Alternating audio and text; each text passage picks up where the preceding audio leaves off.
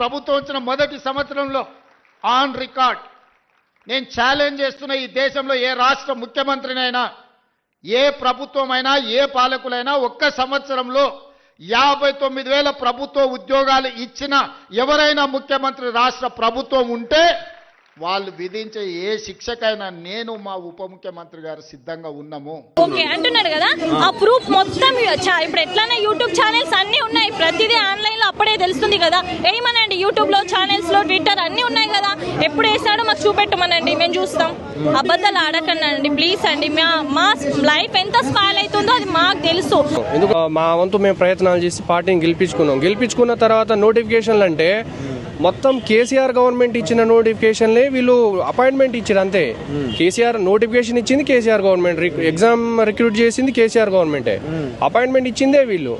ఆ మాత్రం మొత్తం మా దాంట్లో మేమే ఇచ్చినని చెప్పేసి 55,000 60,000 అని చెప్పి చెప్పించుకుంటున్నారు. మీరు 55,000 60,000 అంటున్నారు కదా, మీడియా ముందు కాదు చెప్పడం.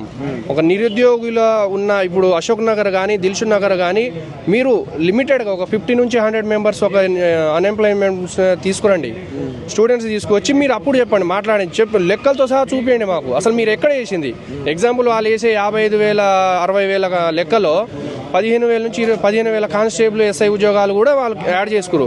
అసలు ఎస్ఐ కానిస్టేబుల్ నోటిఫికేషన్ వచ్చింది ఎప్పుడు 2021లో, ఎగ్జామ్ నడిచింది 2022లో, మీరు వచ్చింది 23 డిసెంబర్లో. మీరు ఎట్లా వేసారు అది?